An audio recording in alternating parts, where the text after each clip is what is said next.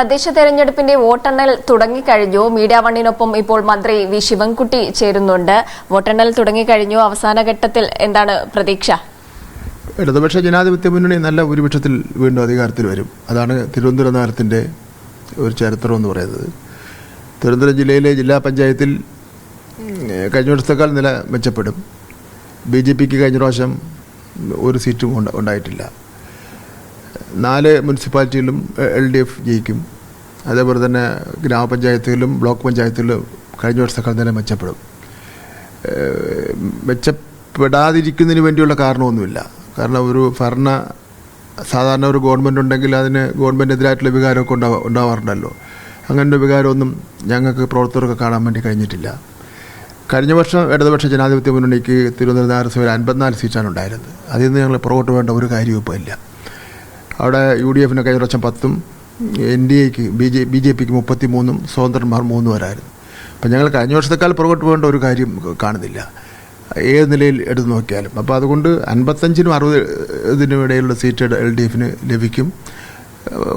കഴിഞ്ഞ വർഷത്തെ പോലെ അല്ലെങ്കിൽ മുൻകാലങ്ങളെ പോലെ LDFൻ്റെ മേയർ അധികാരത്തിൽ വരുമെന്നുള്ളതാണ് ഞങ്ങളുടെ വിലയിരുത്തൽ. പിന്നെ ജില്ലാ പഞ്ചായത്തിനെ സംബന്ധിച്ചിടത്തോളം പറഞ്ഞു കഴിഞ്ഞാൽ 26 ഡിവിഷനിലെത്തി മത്സരം നടന്നപ്പോൾ 20 ഡിവിഷൻ LDF, 6 UDF, BJPക്ക് 0 ആയിരുന്നു. അപ്പോൾ ഇപ്രാവശ്യം LDFന് ഒരു സീറ്റ് കൂടെ കൂടും, 21 ആവും എന്നുള്ളതാണ് ഞങ്ങളുടെ ഒരു വിലയിരുത്തൽ.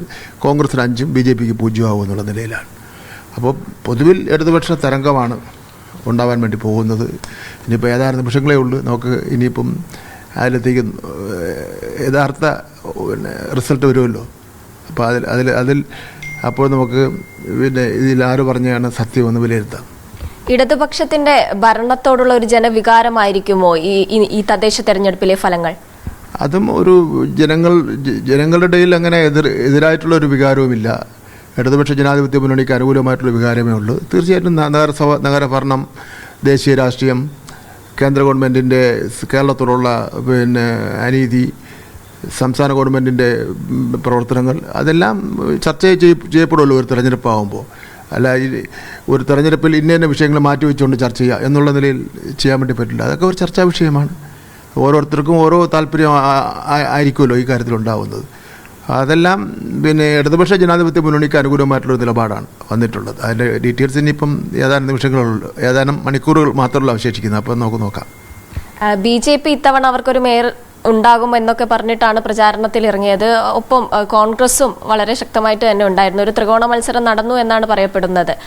ത്രികോണ മത്സരമൊക്കെ തുടക്കത്തിലുണ്ടായിരുന്നു.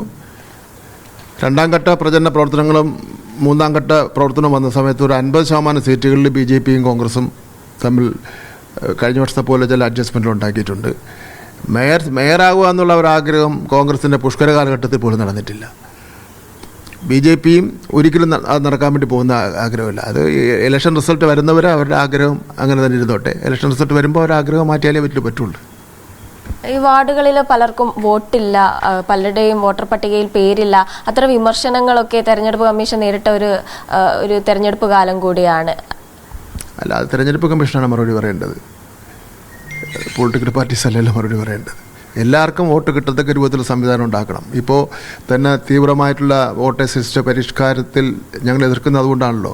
ആരെയും വോട്ട് വെട്ടിക്കളയാൻ വേണ്ടി പാടില്ല, ആരെയും വോട്ട് ഒഴിവാക്കാൻ വേണ്ടി പാടില്ല.